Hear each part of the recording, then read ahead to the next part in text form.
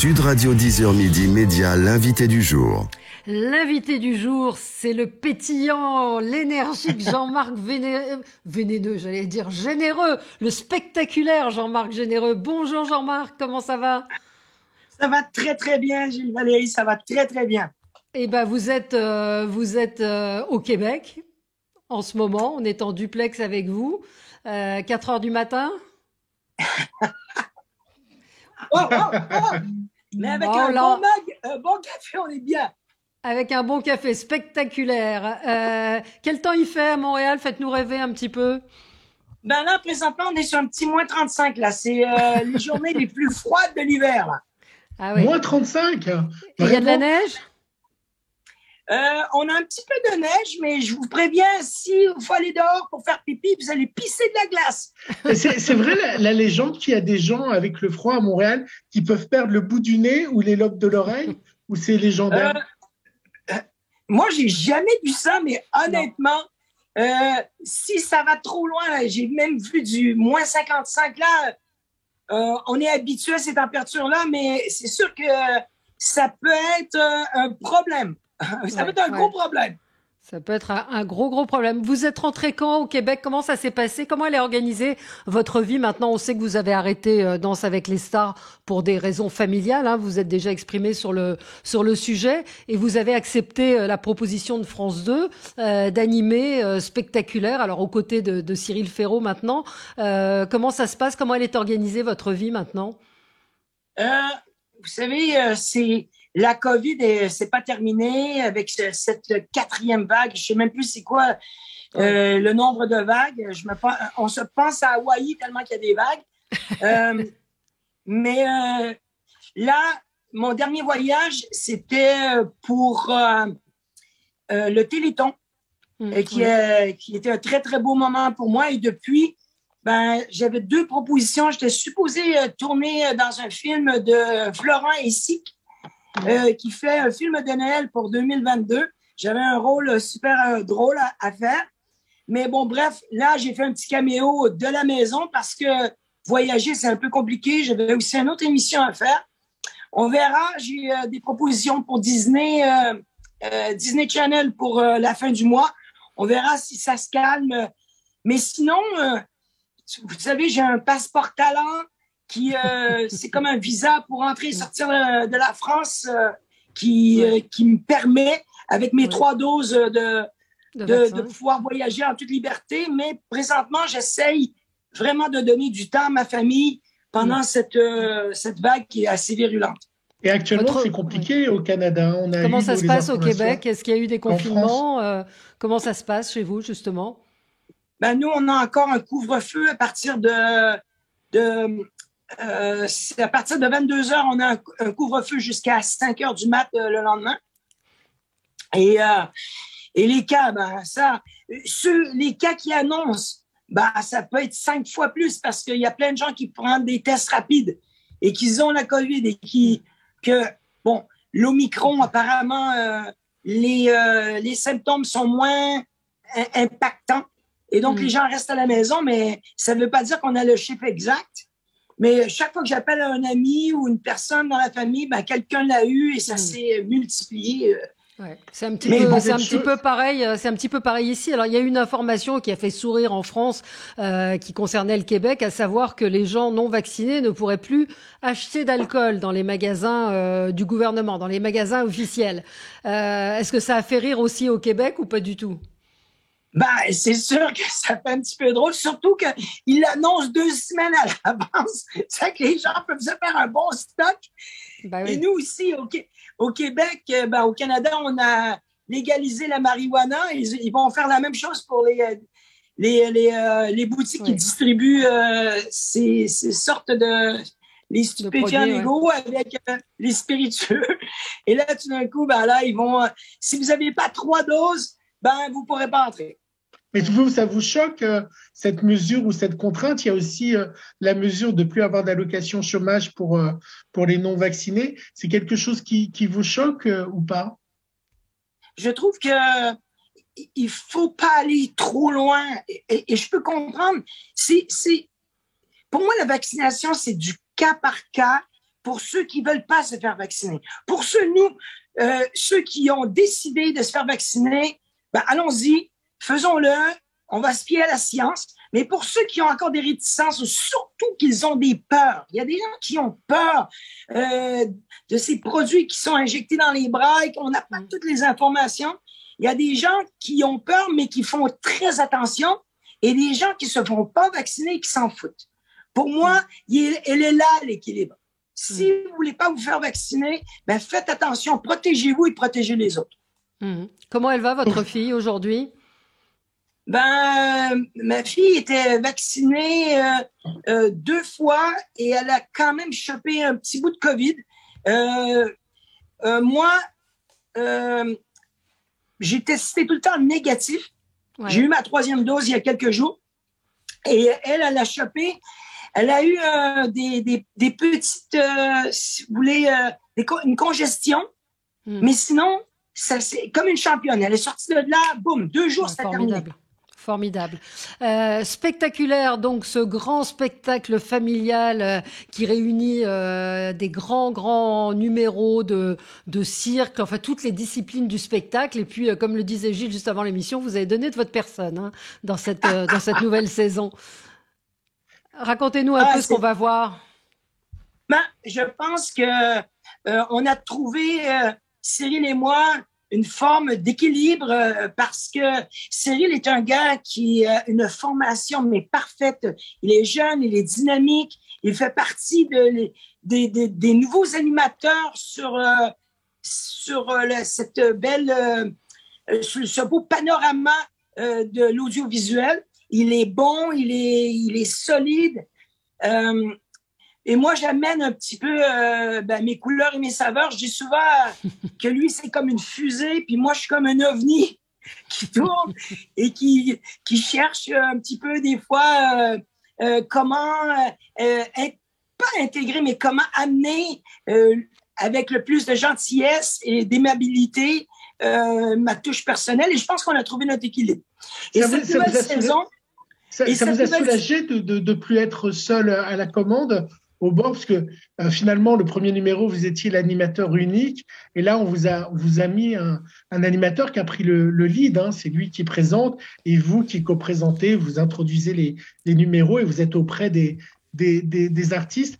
Vous l'avez vécu comme une aide ou comme un échec? Déjà à la base, si on recule en 2020, si on veut dire, dans le blueprint, là, dans les plans de départ, il y a toujours eu 2 animateurs. C'était soit une animatrice et un animateur, un binôme. En tout cas, ça a toujours été prévu en binôme. Mais à cause que la COVID était tellement virulente, si on recule en 2020, c'était hyper compliqué. Imagine avoir 2 personnes un près de l'autre, on serait fait décapiter. Et donc, il avait abandonné cette idée.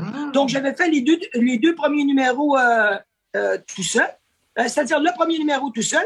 Et après, on a revu, on a regardé. Et pour moi, je vois ça comme un plus, mais tellement comme un plus. Parce que on amenait aussi dans la redéfinition de spectaculaire cette fonction de jeu. Ce moment où on fait jouer nos invités qui sont absolument géniaux. On a Valérie Hoc, on a Gilles Almar, on a Titoff. Et Angoun, qui est une marraine exceptionnelle. L'expérience qu'il a des jeux, mais ça s'achète pas. On peut pas mettre n'importe qui dans ce fauteuil. Et donc, moi, ça me dédouanait complètement. Ça me donnait toute la liberté d'aller m'amuser avec les artistes et m'amuser avec les invités. Donc, pour moi, l'équilibre, ils ont trouvé l'équilibre et je suis très heureux. Et vous vous avez toujours un côté très enfantin dans votre réaction, c'est-à-dire que vous êtes à chaque fois bluffé par les numéros. C'est vrai qu'ils sont assez spectaculaires. L'émission porte bien son nom, mais on sent que vous êtes bon client et que vous êtes vous-même à chaque fois surpris, étonné et émerveillé. Je sais que c'est cliché, mais garder son cœur d'enfant n'est pas nécessairement. Excusez-moi, est-ce que je vous ai perdu? Non, ça y est, vous c'est êtes bon. revenu avec nous. Ça y est. Garder son cœur d'enfant, c'est pas, pour moi, c'est quelque chose de très important. Ça vient de l'enseignement. J'ai passé toute ma vie à enseigner des enfants, des jeunes adultes, des ados, et je trouve que pour la création, si on se prend trop au sérieux dans la vie, on reste toujours sur des goûts trop structurés. Un enfant s'émerveille, trouve une nouvelle étincelle, réfléchit différemment, tourne à gauche quand il tourne à droite, ça crée un peu de l'imprévu. Et pour moi, c'est un peu comme ça que j'ai signé le contrat. Quand on m'avait approché aussi avec Spectaculaire, c'était une notion qu'ils ne voulaient pas que je perde. Ils ne veulent pas. Si les gens, je ne sais pas si les gens, je le dis en toute humilité, mais j'ai comme l'impression que les gens m'apprécient et je pense qu'ils apprécient ce côté-là, que je me mets toujours au niveau de l'interlocuteur, je me mets tout le temps, je garde même si j'ai enlevé mes lunettes, j'ai quand même gardé mes yeux d'enfant. Ouais. Vous, au Québec, vous êtes perçu comment? Et est-ce que cette carrière française a relancé votre carrière québécoise? Ah, mais absolument, au centuple. Je suis sur un format qui s'appelle Révolution au Québec. Et c'est un concours de danse, tout simplement. Tous les styles de danse sont invités, tous les âges sont invités, solo, duo et groupe. Et justement, là, on attend des nouvelles parce que j'étais en tournée avec eux, mais là, à cause de la COVID, on a interrompu. On était supposé commencer les répètes justement hier. Et là, on a retardé au début février. Et on va parcourir le Québec. Donc, je vois les gens en live, comme je le faisais pendant la tournée Danse avec les stars. J'amène mon grain de sel, j'amène mes couleurs et encore une fois mes saveurs. Et sur ce format, je décrypte la danse à ma façon, à ma manière, avec mes émotions. Et pour vous dire, on a une grande liberté au Québec de comment s'exprimer. Et quand ça plaît plus, ben, il te remercie. Mais là, pour le moment, ça fait 3 saisons et ça m'a ouvert plein de portes au Québec. Je commence déjà, dans quelques jours, je commence un partenariat avec une boutique de linge, une boutique de vêtements qui est assez prisée. Il y a plein de choses qui se produisent au Québec. On m'inclut dans des émissions. Ce que j'ai vécu pendant 10 ans en France, tout se passe maintenant depuis 2 ans et demi. C'est la folie au Québec avec moi et je suis hyper heureux. Quelle est la meilleure télévision, la télévision française ou la télévision québécoise? Tu peux répéter, Jules? Quelle est la meilleure télévision pour vous, la télévision québécoise ou la télévision française?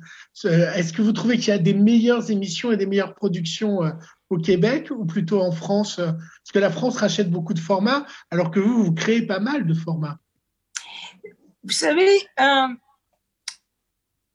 pas pour faire une réponse politique, mais il y a autant de différences entre la télévision française et la télévision américaine et la télévision québécoise. C'est une question de territoire et de culture. Nous, on a une culture qui est un peu plus, on va dire, nord-américaine. On se permet des trucs qu'on ne pourrait pas se permettre en France et la même chose de l'autre côté. Est-ce qu'il y en a une meilleure que l'autre? Moi, je pense pas. Je pense que il y a des gens qui sont des génies et qui forment des émissions, qui créent des émissions et qui prennent des formats et ils les réinventent. Prenez le cas de Danse avec les stars, qui est pas comme la version anglaise, qui est pas comme la version américaine, qui a sa propre structure. Prenez Spectaculaire, qui, de nos côtés, est parti de l'idée du cirque et qui est parti de l'idée d'amener le spectacle vivant et de le mettre à l'avant. Ben, on le fait à notre propre sauce, on le fait à notre propre manière. Révolution est un autre très bon exemple. Et bizarrement, Révolution, ça fait déjà 3 ans qu'on cogne à la porte de la France. Et encore, c'est un peu compliqué de l'envisager. Est-ce que ce serait en prime time? Ça serait mieux sur cette chaîne? Il se pose beaucoup de questions sur Révolution. Et pourtant, les Français qui voient en streaming l'émission, ils disent, mais pourquoi c'est pas en France encore? Mais c'est en Russie, c'est en Chine, c'est dans d'autres pays, mais c'est pas encore arrivé en France. Les Français sont un peu plus longs peut-être à la détente. Est-ce que la France vous manque? Parce que vous avez évoqué ces 10 années. Vous avez un petit morceau de France avec vous? Et je rebondis sur la question de Valérie. Je voyage. Oh, la voilà. Ouais. Ah, bravo. Il y a même la Tour Eiffel. Vous l'avez avec vous, vous l'avez emmené avec vous. Oui, mais ça, c'est comme... comment dirais-je? J'ai été vacciné contre... comment dirais-je? Je pourrais plus vivre sans la France. Si un jour je ne retourne plus jamais en France, ça va être vraiment comme un regret et ça va être comme un manque pour moi. On sent que ça fait partie de votre ADN, c'est ça? Ça fait partie de votre vie. Ça fait partie de mon ADN. Ouais. Et les gens, honnêtement, les gens m'ont tellement montré des marques d'amour, d'affection, le partage. C'est vrai que j'ai eu le bonheur et la chance de participer à des émissions qui étaient fédératrices. Des émissions où on prône la joie, on prône pas la tristesse. Et c'est du divertissement et j'espère, en toute humilité encore, que j'ai pu participer et être un additif, pas être quelque chose de négatif. Bah non, je pense que votre énergie et votre joie de vivre font que ça ne peut être que positif et je pense que tout le monde est content de vous retrouver aux côtés de Cyril Ferraud. Ce sera samedi soir à 21h sur France 2, spectaculaire, grand spectacle familial, Gilles, hein, qui rassemble toute la famille. Vous verrez Jean-Marc faire du roller et monter très très haut. J'en dis pas plus à nos auditeurs. Puis donner un petit cours de danse à Gilles Alma aussi. Hein, exactement. Oui, mais après ils m'ont fait danser. Non mais arrêtez, lâchez-moi la jambe. Merci beaucoup Jean-Marc d'avoir été avec nous ce matin sur Sud Radio. Puis allez mettre vos mitaines et votre tuque parce que il fait froid. Merci quoi, à vous. Tuque, Valérie? Beaucoup, hein. On se retrouve dans un instant. Pardon? C'est quoi le tuque, Valérie? La tuque, c'est le bonnet. C'est mais oui, c'est le bonnet. C'est le bonnet. Excusez-moi. C'est le bonnet. Attendez, voilà. Est-ce que vous me donnez une seconde? Je vais vous montrer ma tuque. Montrez-nous votre tuque parce qu'on est un peu à la radio, mais c'est vrai que ceux qui nous regardent sur YouTube ou en Facebook Live pourront voir la tuque. Ce que c'est qu'une tuque, c'est un bonnet qu'on met l'hiver au Québec, qui est un peu particulier. Et Jean-Marc Généreux donc va nous montrer sa tuque. Tata. Désolé, je suis de retour. Bon, je vais vous montrer la tuque de ma fille. Ouais. Celle de ma fille qui est très jolie. Ça, c'est celle de ma fille. Ah oui, mais ça s'appelle une chapka, ça ressemble plus au capitaine Marlowe. Ouais. La vraie tuque, c'est pas attendez, ça. Là, je vais vous montrer la mienne. Ah bah oui. Là, on change de level. Ah bah oui, là c'est... Voilà, donc c'est pas très radiophonique, mais vous sortez, donc il y a deux espèces de nattes, c'est ça? Il y a des yeux, vous sortez comme ça dans la rue, Jean-Marc Généreux? Ben, il faut. Ah bah oui. Sérieux? Ça protège. Il ressemble un peu au Jean-Marc de... Comment s'appelle la marionnette Ah oui, c'est vrai. Ah oui. Un petit peu. Il y a un petit air de Panacloc, voilà. Bon, on s'amuse bien. On était content de vous avoir, Jean-Marc Généreux. Merci à vous. Bonne journée. Nous, on se retrouve dans un tout petit instant sur Sud Radio.